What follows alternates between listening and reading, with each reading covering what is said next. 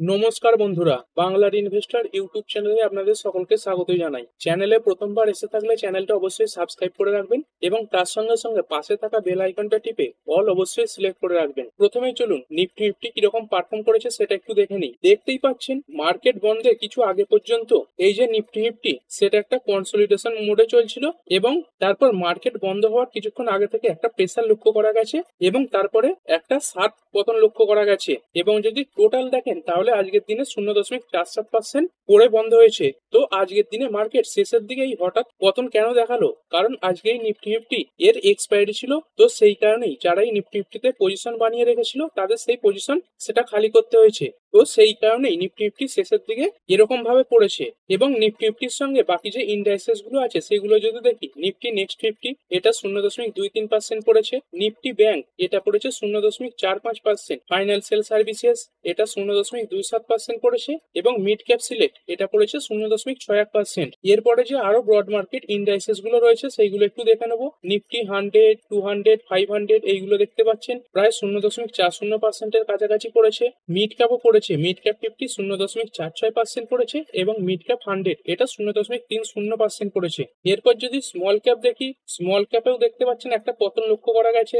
এই small cap 50 সেটা 0.39% পড়েছে এবং যে স্মল ক্যাপ 250 সেটা 0.07% পড়েছে। মানে বেশিরভাগ যে ব্রড মার্কেট ইন্ডাইসেস সেগুলো কিন্তু সবই আজকে লাল নিশানেই বন্ধ হয়েছে। তো এরকমটা কিন্তু ভাবার কারণ নেই যে শুধুমাত্র আপনার পোর্টফোলিওই পড়ছে, মার্কেটে বেশিরভাগ ইনভেস্টরদেরই পোর্টফোলিও কিন্তু এই মুহূর্তে পড়ছে। দেখুন, এর আগেও ভিডিওর মাধ্যমে আপনাদের অনেকবার বলেছি যে কোনো ইন্ডেক্স বলুন বা শেয়ার বলুন, এই ধরনের মুভমেন্ট গুলো কিন্তু লক্ষ্য করাই যায়। মার্কেট দেখবেন কখনো সামান্য বাড়ছে, কখনো হঠাৎ করে খুব বেশি বেড়ে যাবে, তারপরে কিছু সময় দেখবেন একটা বড় কনসলিডেশন ফেজে চলে গেছে, তারপরে মার্কেট সামান্য পড়ে এবং কিছু কিছু সময় একটা শার্প পতনও লক্ষ্য করা যায়। তো এখন মার্কেটে এই কনসলিডেশন ফেজ চলছে। আর আগেও ভিডিওর মাধ্যমে আপনাদের বলেছি মার্কেটে এই কনসলিডেশন ফেজ এটাই কিন্তু সব থেকে বেশি চলে। এই সময় আপনি না পারবেন কিনতে, না পারবেন আপনার পোর্টফোলিওতে থাকা যে শেয়ার সেগুলো বিক্রি করতে।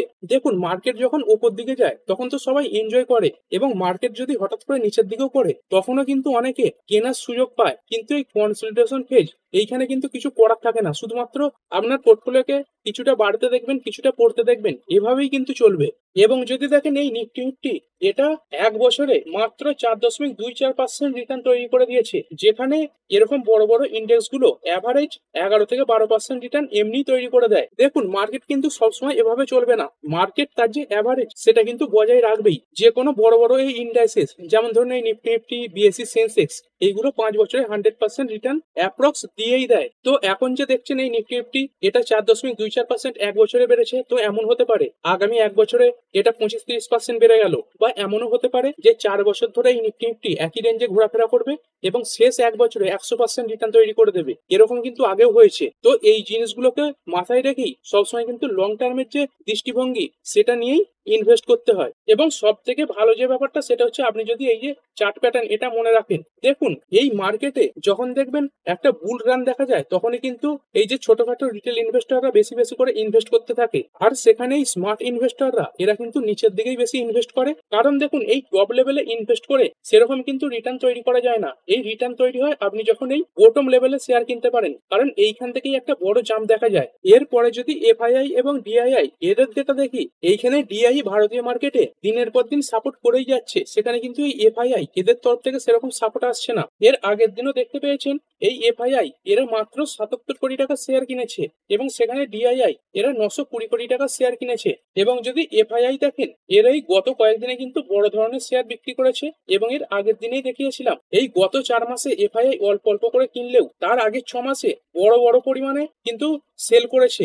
আর এই এফআইআইরা এরা যে ভারতীয় মার্কেটে আসছে না তার পেছনে যদি কারণ দেখেন সেটা হচ্ছে আমাদের এই ইন্ডিয়ান রুপি। দেখতে পাচ্ছেন ইন্ডিয়ান রুপি এই এক বছরের মধ্যে কতটা দুর্বল হয়ে পড়েছে। এক বছর আগে এই যে ইন্ডিয়ান রুপি সেটা 83.50 ছিল, তো সেইখান থেকে প্রায় 3.25% কাছাকাছি এই মুহূর্তে বাড়া রয়েছে। তো এই ইন্ডিয়ান রুপি বেড়ে গেলে এই এফআইআই এদের ইনফ্লো কেন কমে যায়, তো চলুন সেটা একটু দেখে নিই। ধরুন যখন ডলারের এগেনস্টে এই যে আইএনআর বা ইন্ডিয়ান রুপি সেটা আসতে ছিল, তখন কোনো ইনভেস্টর আমাদের ইন্ডিয়ান মার্কেটে $1000 ইনভেস্ট করেছে। আর দেখুন সে তো এই $1000 সেটা ডাইরেক্ট ইনভেস্ট করতে পারবে না, তাকে কিন্তু এই $1000 সেটা রুপিতে কনভার্ট করে তারপর ইনভেস্ট করতে হবে। তো সেই হিসাবে তিনি এই 80,000 টাকা ইনভেস্ট করেছেন, ধরুন তার 10% রিটার্ন তৈরি হলো। আর যখন ইন্ডিয়ান রুপি ডলারের এগেনস্টে এই 84 ট্রেড করছিল, তখন 8,400 টাকা হলেই সেই বিদেশি ইনভেস্টর $100 প্রফিট পেতেন। কিন্তু এখন সেই ব্যক্তিকে এই $100 প্রফিট তৈরি করতে গেলে ইন্ডিয়ান রুপিতে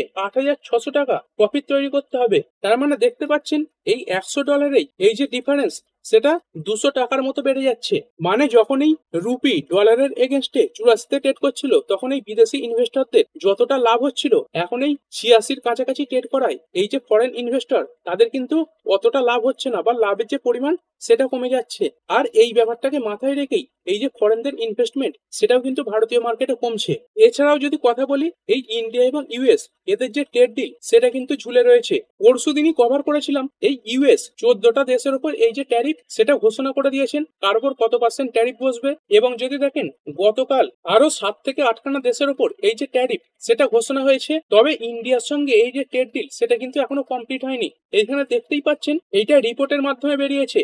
অফিসিয়াল সেজ যে India trade team to visit US soon for more talks, মানে এই যে ট্রেড ডিল সেটা নিয়ে আরো কথাবার্তা চালানোর জন্য ইন্ডিয়ার যে অফিসিয়ালরা তারা কিন্তু ইউএসএ ভিজিট করতে চলেছেন, যেখানে এই ট্রেড নিয়ে কিছু অ্যাডভান্স ডিসকাশন হবে। তো এই ট্রেড ডিলের ব্যাপারটা যতদিন না পুরোপুরি ভাবে মিটে যাচ্ছে, ততদিন কিন্তু ইন্ডিয়ান মার্কেট এরকম কনসলিডেশন ফেজেই চলবে। কারণ দেখুন এই মুহূর্তে বড় বড় যে ইনভেস্টররা রয়েছে তারা কিন্তু ভারতীয় যে মার্কেট সেখানে ইনভেস্ট করতে ভয় পাবে। ধরুন কোনো বিদেশি ইনভেস্টর আমাদের ইন্ডিয়ান মার্কেটের যে ফার্মা সেক্টর রয়েছে, তারপর যে অটো সেক্টর রয়েছে এবং যে আইটি সেক্টর রয়েছে সেখানে ইনভেস্ট করে বসলো, এবং তারপরেই এই আমেরিকান সরকার ভারতের এই সেক্টরগুলোর উপর বড় পরিমাণে ট্যারিফ বসিয়ে দিল, তখন কিন্তু সেই সেক্টরগুলো লসে চলে যেতে পারে এবং ফরেন যে ইনভেস্টররা আগে ইনভেস্ট করে ফেলেছেন তাদের লস হবে। তো সেই কারণের জন্যই ফরেন ইনভেস্টররাও এই যে ট্রেডের ডিসিশন সেটার জন্য ওয়েট করছেন।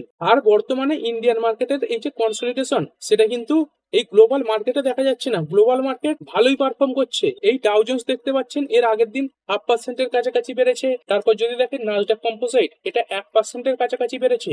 এবং যদি দেখেন S&P 500 এটা 0.61% বেড়েছে। তো নর্মাল যদি কোনো টাইম হতো সেই সময় হলে কিন্তু ইন্ডিয়ান মার্কেট এই যে ইউএস এর মার্কেটের পারফরমেন্স সেটাকেই ফলো করতো। যেহেতু একটা ট্রেড ডিলের ভাড়া এখন মাথার উপর ঝুলে রয়েছে, সেই কারণের জন্যই কিন্তু মার্কেট এখন কোনো মুভ দেখাতে পারছে না। আর যেহেতু বিশ্বের প্রায় বড় বড় দেশগুলোর সঙ্গে এই যে ট্যারিফ তার সিদ্ধান্ত ঘোষণা করা হয়ে গেছে, সেই কারণের জন্য দেখবেন এই যে গ্লোবাল মার্কেট সেগুলো কিন্তু মোটামুটি ভালো পারফর্মই করছে। এই ড্যাক্স এটা দেখতে পাচ্ছেন 0.05% বাড়া রয়েছে। তারপর ফুটসি দেখুন এটা 1%-এর কাছাকাছি বাড়া। তারপর ক্যাট 40 এটা 0.30% বেড়েছে। তারপর ইউরো স্টক্স এটাও সামান্য পজিটিভে রয়েছে। এরপর যদি চীনের মার্কেট দেখেন ডিজে সাংহাই এটা 0.46% ওপরে ট্রেড করছে। হ্যাংসেং এর মার্কেট এটা 0.57% ওপরে রয়েছে। এবং যদি সাউথ কোরিয়ার মার্কেট কোসপি দেখেন এটা 1.58% ওপরে রয়েছে। মানে গ্লোবালি প্রতিটা মার্কেটে কিন্তু ভালো পারফর্ম করছে। আর এই ট্রেড ডিলের অনিশ্চয়তার কারণেই ইন্ডিয়ান মার্কেট একটা খারাপ পারফরমেন্স দেখাচ্ছে। তবে আজ মার্কেট বন্ধ হওয়ার পর এমন একটি খবর এসেছে যার কারণে আগামীকাল ইন্ডিয়ান মার্কেটের যে মুড সেটা ঘুরে যেতে পারে। দেখুন খবর তো এখনো পর্যন্ত ভালোই এসেছে, তবে মার্কেট কিভাবে সেটার উপর রিয়াক্ট করে সেটাও কিন্তু দেখার থাকবে। এমন একটা খবর এসেছে যেটা ইন্ডিয়ান মার্কেটের এই যে আইটি সেক্টর সেটার উপর পজিটিভ এফেক্ট ফেলতে পারে। আর আগেই দেখিয়ে দিই আমাদের যে নিফটি তার মধ্যে সব থেকে যে বেশি ওয়েটেজ সেই হিসাবে যদি দেখেন তাহলে এই যে ইনফরমেশন টেকনোলজি বা আইটি সেক্টর এটা 2 নম্বর পজিশনে রয়েছে। এবং এই নিফটি আইটির মধ্যে যদি দেখেন তাহলে সব থেকে প্রথমে রয়েছে ইনফোসিস লিমিটেড, এর যে ওয়েটেজ সেটা রয়েছে 28.80%, এবং টিসিএস এর যে ওয়েটেজ সেটা রয়েছে 21.93%। আর এই আইটি সেক্টর গুলোর মধ্যেই ইন্ডিয়ান মার্কেটের মার্কেট ক্যাপ অনুযায়ী সব থেকে বড় কোম্পানি এই যে টিসিএস তার যে রেজাল্ট এসেছে সেটা কিন্তু অনেক ক্ষেত্রেই মার্কেটের যে এক্সপেকটেশন সেটাকে মিট করে গেছে। তো চলুন এই কোম্পানির যে Q1 এর রেজাল্ট সেটা দেখে নেবো। আর তার আগে এটা অবশ্যই দেখবেন এই যে Q1 এর রেজাল্ট সেটা কখন এসেছে, এই 3:57 দেখুন 3:57 বা 4:57 এটা কিন্তু গুরুত্বপূর্ণ নয়। গুরুত্বপূর্ণ হচ্ছে যে আজকে 3:30-এর পর এসেছে, মানে আজকের মার্কেট বন্ধ হয়ে যাওয়ার পর এসেছে। অর্থাৎ এর যে প্রভাব সেটা আগামীকাল আমাদের ইন্ডিয়ান শেয়ার মার্কেটে দেখা যাবে। তো চলুন এই যে রেজাল্ট সেটা একটু ডিটেলসে দেখে নিই। আর এই রেজাল্ট দেখার আগে বলবো যারা এখনো পর্যন্ত আমার এই টেলিগ্রাম গ্রুপে জয়েন হননি তারা অবশ্যই আমার এই টেলিগ্রাম গ্রুপে জয়েন হয়ে যান। ভিডিওর ডেসক্রিপশনে এবং চ্যানেলের ডেসক্রিপশনে এই যে টেলিগ্রাম গ্রুপের লিংক সেটা দেওয়া রয়েছে। তো চলুন এবারেই কোয়ার্টার ওয়ানের যে রেজাল্ট সেটা একটু দেখে নিই। আর সব থেকে প্রথমেই যেটার উপর অনেকের নজর থাকে সেটা হচ্ছে এই কোম্পানিটা কোনো ডিভিডেন্ড দিয়েছে কিনা। এইখানে দেখতে পাচ্ছেন এই কোম্পানিটা এক একটা শেয়ার পিছু 11 টাকা করে ডিভিডেন্ড দিয়েছে এবং এই ডিভিডেন্ড এটা আগস্ট মাসের 4 তারিখে পেমেন্ট করা হবে এবং এর জন্য যে রেকর্ড ডেট সেটা রাখা হয়েছে জুলাই 16, 2025। মানে এই ডেটে যদি এই শেয়ারটা আপনার ডিম্যাট অ্যাকাউন্টে থেকে থাকে তাহলে আপনি এই ডিভিডেন্ড পাবেন। এবার কোম্পানির যে কনসলিডেটেড ফাইন্যান্সিয়াল রেজাল্ট সেটা একটু দেখে নেবো। কোম্পানির যদি রেভিনিউ দেখি, রেভিনিউ দেখুন এই জুন 30, 2024 ছিল 62,613 কোটি টাকা। এই যে প্রতিটা ফিগার সেগুলো কিন্তু সব কোটিতেই রয়েছে। আর এই কোয়ার্টারে কত হয়েছে 63,437 কোটি। মানে ইয়ারলি এই যে ডেটা সেটা ভালো এসেছে। তবে যদি দেখেন এর আগের কোয়ার্টারে ছিল 64,479 কোটি। মানে কোয়ার্টার অন কোয়ার্টার এই যে রেভিনিউ সেটা কিছুটা পড়েছে। তবে যে কোনো কোম্পানির রেজাল্টের ক্ষেত্রে বেশিরভাগ ক্ষেত্রেই কিন্তু এই ইয়ার অন ইয়ার মানে এই জুন 30, 2024 টু এই জুন 30, 2025 এটাই বেশি ম্যাটার করে। এবং কোম্পানির যে টোটাল ইনকাম সেটা যদি দেখি 63,575 কোটি ছিল এর আগের বছর সেম কোয়ার্টারে, যেটা বেড়ে হয়েছে 65,097 কোটি। মানে ইয়ার অন ইয়ার এই যে টোটাল ইনকাম সেটা বেড়েছে। কোম্পানির এরপর পিবিটি দেখে নেবো, মানে প্রফিট বিফোর ট্যাক্স, মানে ট্যাক্স দেওয়ার আগে যে প্রফিট সেটা আগের বছর সেম কোয়ার্টারে ছিল 16,231, যেটা বেড়ে হয়েছে 16,979 এবং এর আগের কোয়ার্টারে ছিল 16,402। মানে ইয়ার অন ইয়ার এবং কোয়ার্টার অন কোয়ার্টার এই যে পিবিটি সেটা ভালো এসেছে। আর এই পিবিটি দেখলে তো হবে না, এরপর সরকারকে ট্যাক্সও দিতে হবে। তো সরকারকে ট্যাক্স দেওয়ার পরে টোটাল যে ইনকাম বা কোম্পানির নেট প্রফিট সেটা দেখে নেবো। কোম্পানির এর আগের বছর সেম কোয়ার্টারে প্রফিট দেখিয়েছিল 12,105 কোটি, যেটা বেড়ে হয়েছে 12,819 কোটি এবং এর আগের কোয়ার্টারে ছিল 12,293 কোটি, সেইখান থেকে বেড়ে হয়েছে 12,819 কোটি। মানে কোয়ার্টার অন কোয়ার্টার এবং ইয়ার অন ইয়ার এই যে নেট প্রফিট সেটা ভালো এসেছে এবং কোম্পানির যে ইপিএস সেটাও বেড়েছে। তো এটা তো স্বাভাবিক ব্যাপার, কোম্পানির প্রফিট বাড়লে এই যে ইপিএস সেটা বেড়ে যাবে। কোম্পানির আগে ইপিএস ছিল 33.28, সেখান থেকে বের হয়েছে 35.27। আর দেখুন আগেও বলেছি শুধুমাত্র এই রেজাল্টটা দেখলেই হবে না, এই রেজাল্ট দেখার সময় দুটো জিনিস কিন্তু অবশ্যই মাথায় রাখতে হবে। প্রথমত মার্কেটের কত কি এস্টিমেটেড ছিল, মানে মার্কেট কিরকম আশা করছিল যে এই কোম্পানির রেজাল্ট কেমন আসবে, এবং কোম্পানির যে রেজাল্ট সেটা তো দেখতে হবেই। তার সঙ্গে সঙ্গে কোম্পানি পরের দিন মার্কেটে কিরকম পারফরমেন্স দেখাচ্ছে সেটাও দেখতে হবে। তো এরপর মার্কেটের কিরকম কি এস্টিমেট ছিল সেটা একটু দেখে নেব। এইখানে যদি দেখেন কোম্পানির যে রেভিনিউ যেটা এসেছে 63,437 কোটি টাকা, সেখানে এই যে মার্কেটের এস্টিমেট সেটা ছিল 64,666 কোটি টাকা। মানে রেভিনিউ এর দিক থেকে এই যে এস্টিমেট সেটাকে এই কোম্পানি কিন্তু মিট করতে পারেনি। এরপর আরো কিছু প্যারামিটার রয়েছে সেইগুলোও দেখা দরকার। কোম্পানির এই যে নেট প্রফিট এসেছে 12,760 কোটি টাকা, সেটা মার্কেটের যে এস্টিমেট সেটার থেকেও বেশি এসেছে, তো যেটা কোম্পানির জন্য অবশ্যই ভালো। এবং কোম্পানির যে ইবিআইটি মানে earning before interest and tax সেটা এসেছে 155 বিলিয়ন, মার্কেটের যে এস্টিমেট সেটা ছিল 156 বিলিয়ন। তো এই যে ইবিআইটি সেটা সামান্য কম এসেছে। তবে এই যে ইবিআইটি মার্জিন সেটা কিন্তু ভালো এসেছে। এই যে ইবিআইটি মার্জিন এটা এসেছে 24.46% আর মার্কেটের যে এস্টিমেট সেটা ছিল 24.3%। এই কোম্পানিটা রেভিনিউ এবং ইবিআইটি এই দুটো ক্ষেত্রে তাদের যে এস্টিমেট সেটাকে মিট করতে পারেনি এবং অন্যদিকে এই যে ইবিআইটি মার্জিন এবং নেট প্রফিট সেখানে মার্কেটের যে এস্টিমেট সেটার থেকেও ভালো পারফরমেন্স দেখিয়েছে। তো আগামীকাল এই যে কোম্পানির পারফরমেন্স এটার উপর অবশ্যই নজর থাকবে। তবে তার আগেও আগামীকাল ইন্ডিয়ান মার্কেটে আইটি কোম্পানিগুলো কিরকম পারফরমেন্স দেখাবে, মানে এই রেজাল্টের প্রভাব কিভাবে পড়বে তার একটা আন্দাজ আজকের দিনেই করে নিতে পারবেন। তো কিভাবে করবেন, আজকে যখন আমেরিকান মার্কেট খুলবে তখন ইন্ডিয়ান মার্কেটে লিস্টেড আমাদের দেশের যে আইটি কোম্পানিগুলো রয়েছে এই ইনফোসিসের এরিয়ার, তারপর উইপ্রোর এরিয়ার, এইগুলোর পারফরমেন্স দেখেও কিন্তু একটু হলেও আন্দাজ করতে পারবেন যে আগামীকাল ইন্ডিয়ান মার্কেটে এই টিসিএস এবং তার সঙ্গে সঙ্গে যে আইটি কোম্পানিগুলো তারা কেমন পারফর্ম করতে পারে। এরপর আজকের দিনে আরো কিছু গুরুত্বপূর্ণ কোম্পানির নাম্বার আসবে। প্রথমেই এই যে টাটা ইলেক্সি এর নাম করতে হয়, তারপর ইরেডা এর রেজাল্টও আজকের দিনে আসবে এবং আনন্দ রাঠি এরও রেজাল্ট আজকে আসবে। তো এর যে রেজাল্ট সেগুলো এসে গেলে অবশ্যই আপনাদের সঙ্গে আলোচনা করে নেব। এবার চলুন আবার আমাদের ইন্ডিয়ান মার্কেটে ফিরে যাই। নিফটি নিয়ে তো আগেই আলোচনা করেছি। বিএসসি সেন্সেক্স যদি দেখি এটা আজকের দিনে 0.41% পড়েছে এবং যদি নিফটি ব্যাংক দেখি এটা 0.45% পড়েছে। এরপর টোটাল এনএসির মধ্যে 2,998 খানা স্টক ট্রেড হয়েছে, যাদের মধ্যে বেড়েছে 1387 খানা এবং পড়েছে 1521 খানা। মার্কেটে আজকে পড়া শেয়ারের সংখ্যাই কিন্তু বেশি রয়েছে। এরপর সেক্টর ওয়াইজ একটু দেখে নেবো। নিফটি অটো এটা 0.12% পড়েছে। তারপর ফাইন্যান্সিয়াল সার্ভিসেস এটা 0.20% পড়েছে। নিফটি এফএমসিজি এটা পড়েছে 0.57%। তবে গত 1-2 দিনে এই যে নিফটি এফএমসিজি এটা কিন্তু ভালো পারফরমেন্স দেখিয়েছিল। এরপর নিফটি আইটি এটা পড়েছে 0.79%। মিডিয়া কিছুটা পড়েছে, তবে মেটাল সেক্টর আজকে কিছুটা ভালো পারফর্ম করেছে, 0.42% বেড়েছে। এরপর Pharma, PSU bank, private bank এইগুলো সব নেগেটিভে বন্ধ হয়েছে এবং পিএসইউ ব্যাংক এটা সব থেকে বেশি পড়েছে 0.80%। এরপর যদি নিফটি রিয়ালিটি দেখি এটা 0.72% বেড়েছে। নিফটি ফিফটির মধ্যে দেখতে পাচ্ছেন 12টা স্টক আজকের দিনে পজিটিভে বন্ধ হয়েছে এবং 38খানা স্টক আজকের দিনে নেগেটিভে বন্ধ হয়েছে। এবং যে কোম্পানিগুলো নিফটি ফিফটির মধ্যে ভালো পারফর্ম করেছে এবং খারাপ পারফর্ম করেছে সেগুলো একটু দেখে নেব। প্রথমেই কোম্পানি দেখতে পাচ্ছেন ইন্ডাসইন্ড ব্যাংক এটা 1.56% বেড়েছে। তারপর মারুতি সুজুকি এটা 1.40% বেড়েছে। টাটা স্টিল এটা 1.03% বেড়েছে। তারপর বাজাজ ফাইন্যান্স এটা 0.66% বেড়েছে এবং জিও ফাইন্যান্স এটা 0.61% বেড়েছে। আর পড়া শেয়ারের দিকে যদি দেখেন ভারতী এয়ারটেল এটা 0.3% পড়ে গেছে। এশিয়ান পেন্টস এটা 2%-এর উপরে পড়েছে। এইচডিএফসি লাইফ এটাও 2%-এর উপরে পড়েছে। তারপর অ্যাপোলো হসপিটাল এটা 1.55% পড়েছে এবং শ্রীরাম ফাইন্যান্স এটা পড়েছে 1.37%। এরপরে স্টক স্পেসিফিক একটু আলোচনা করে নেব। আজকের দিনে যদি দেখেন এই অ্যাগমে সোলার হোল্ডিং লিমিটেড এটা 10%-এর আপার সার্কিল লাগিয়েছে। তো এর পেছনে কি কারণ রয়েছে এইখানে দেখতে পাচ্ছেন। এই অ্যাগমে সোলার এইটা যে বেড়েছে তার পেছনে এই যে এলারা ক্যাপিটাল তাদের যে টার্গেট সেটাই কাজ করছে। এই যে এলারা ক্যাপিটাল এর এই অ্যাগমে সোলার এই স্টকটাতে বুলিশ কল দিয়েছে, মানে এই কোম্পানির যে টার্গেট প্রাইস সেটা বাড়িয়ে দিয়েছে। তো চলুন কত টার্গেট প্রাইস দিয়েছে সেটা একটু দেখে নিই। এই যে এলারা ক্যাপিটাল সেটা এর যে টার্গেট প্রাইস সেটা বাড়িয়ে করেছে 325 এবং তার সঙ্গে সঙ্গে এটাকে বাই রেটিংও দিয়েছে। এবং স্টকটা কতই চলছিল আজকের দিনের যদি 26 টাকা বাদ দেন তাহলে 263-র কাছে চলছিল। আর এই এলারা ক্যাপিটাল এরা মনে করছিল এই স্টকটা 263 থেকে এই শর্ট টার্মে 325 পর্যন্ত যেতে পারে। আর এই টার্গেট প্রাইস আসার পরেই এই স্টকটাতে বড় বাইং এসে গেছে এবং এই স্টকটা আজকের দিনে 10%-এর আপার সার্কিল লাগিয়েছে।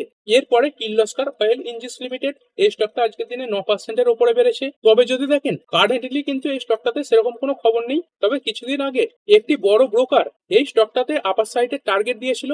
দেখতে পাচ্ছেন এই মতিলাল ওসওয়াল এই মার্চের 17 তারিখে 76% আপসাইডের টার্গেট দিয়েছিল এবং স্টকটা কতই চলছিল। স্টকটা যদি দেখেন সেই সময় 700 থেকে 750-এর মধ্যে ঘোরাঘুরি করছিল এবং এই মতিলাল ওসওয়াল এরা কত টার্গেট দিয়েছিল তো চলুন সেটাও একটু দেখে নিই। মতিলাল ওসওয়াল এই ব্রোকারটা যে টার্গেট প্রাইস সেটা দিয়েছিল 1150 টাকায় এবং মতিলাল ওসওয়াল এরা মনে করছে এই যে কোম্পানি তার যে বিজনেস সেটা ভালোভাবে এক্সপ্যান্ড করতে পারবে আর সেই কারণে এই যে টার্গেট প্রাইস সেটা বাড়িয়ে দিয়েছিল। এরপরে ক্যাম্পাস অ্যাক্টিভওয়্যার লিমিটেড এইটা 6.5%-এর কাছাকাছি বেড়েছে। তারপরে স্যাগিলিটি ইন্ডিয়া লিমিটেড এইটা 4%-এর কাছাকাছি বেড়েছে। তারপরে যদি দেখি এই ক্যাবরি গ্লোবাল ক্যাপিটাল লিমিটেড এইটা আজকের দিনে 6%-এর কাছাকাছি বেড়েছে। তো এই বাড়ার পেছনে কি কারণ রয়েছে যদি দেখেন এই যে এনএসই এক্সচেঞ্জটা রয়েছে তারা এই স্টকটার যে ইএসজি রেটিং সেটা সামনে এনেছে এবং এই কোম্পানির যে ইএসজি রেটিং সেটা দাঁড়িয়েছে 69, আর যেটা এই কোম্পানির জন্য অবশ্যই ভালো। তো এই যে ইএসজি রেটিং সেটা কিসের উপর নির্ভর করে দেওয়া হয় এখানে দেখতেই পাচ্ছেন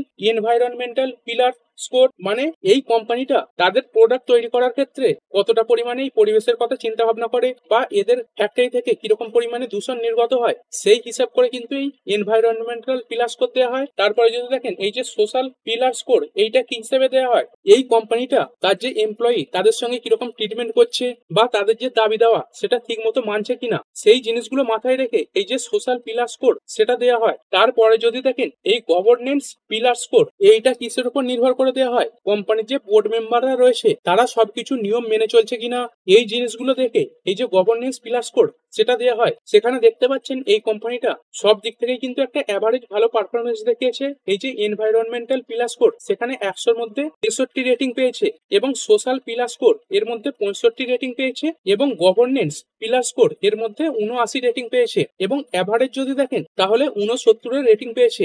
আর যেটা অবশ্যই কোম্পানির জন্য ভালো। এই কারণের জন্য স্টকটাতে আজকে একটা বড় মুভমেন্ট লক্ষ্য করা গেছে, কারণ অনেক বড় বড় ইনভেস্টররা যে কোনো কোম্পানিতে ইনভেস্ট করার আগে এই যে ইএসজি রেটিং সেটাও কিন্তু চেক করে।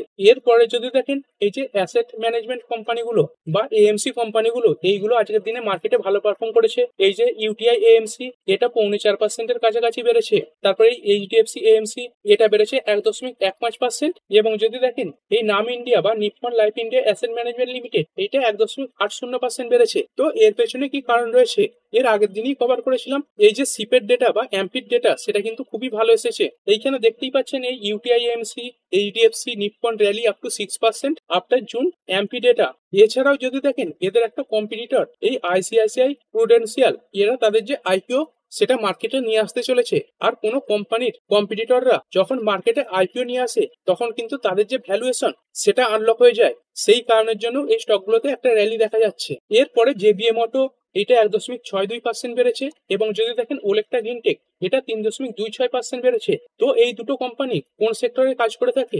এই দুটো কোম্পানি মূলত ইলেকট্রিক যে বাস তৈরি হয় তার কাজগুলোই করে থাকে। তো বুঝতেই পাচ্ছেন, যখন এই ইলেকট্রিক বাস সংক্রান্ত কোনো খবর আসবে তখনই এই স্টকগুলো বাড়বে। তো এই যে ইলেকট্রিক বাস তার টেন্ডার নিয়ে কিছু খবর এসেছে। এইখানে দেখতে পাচ্ছেন India floor tender to procure 10,900 electric bus, মানে আমাদের ইন্ডিয়ান গভর্নমেন্ট এই 10,900 খানা ইলেকট্রিক বাস তৈরি করার জন্য একটা টেন্ডার আনতে চলেছে। তো তাতে অবশ্যই এই জেবিএম অটো এবং ওলেক্ট্রা গ্রিনটেক এরা অংশগ্রহণ করবে এবং এদের একটা পাওয়ার চান্সও থাকবে। সেই কারণের জন্যই এই স্টকগুলোতে আজকের দিনে বাইং এসেছে। এরপরে যে স্টকগুলো পড়েছে সেগুলো একটু দেখে নেবো। প্রথমেই যদি দেখেন তাহলে আজকে প্রতিটা ডিফেন্স স্টকে কিন্তু খারাপ পারফর্ম করেছে। দেখতেই পাচ্ছেন অ্যাপেলো মাইক্রো, এটা 2.25% কাছাকাছি পড়েছে। অ্যাস্টা মাইক্রো, এটা 2.5% পড়েছে। অ্যাভান্টেল, এটা 3.79% পড়েছে। তারপর ভারত ডাইনামিক্স, এটা 4.79%। বিএল পড়েছে 1%-এর উপরে। ভারত ফোর্জ, এটা 2.36% পড়েছে। কোচিন সিপিয়ার্ড, এটা 1%-এর কাছাকাছি পড়েছে। ডাটা প্যাটার্ন পড়েছে 2.55%। ডিসিএক্স সিস্টেম, এটা 0.61%। গার্ডেন রিসিভ বিল্ডার্স, এটা 2.95% পড়েছে। তারপর হিন্দুস্তান এরোনটিক্স, এটা প্রায় 2%-এর কাছাকাছি। আইডিয়া ফোর্স টেকনোলজি, এটা 1.59%। মাঝগাঁও ডক, এটা 1.13%। তারপর পরশ ডিফেন্স, এটা 1.51%। মানে দেখতে পাচ্ছেন প্রতিটা ডিফেন্স কোম্পানি কিন্তু আজকের দিনে খারাপ পারফর্ম করেছে, তবে একটা দুটো ব্যতিক্রম কিন্তু দেখাই যায়। এছাড়াও আজকে বায়ার কর, এটা 2.51% পড়েছে। তারপর মেট্রোপলিস হেলথ কেয়ার লিমিটেড, এটা আজকের দিনে 4.03% পড়েছে। তবে যদি দেখেন এই স্টকটা গত কয়েকদিনে কিন্তু ভালো পারফরমেন্স দেখিয়েছিল।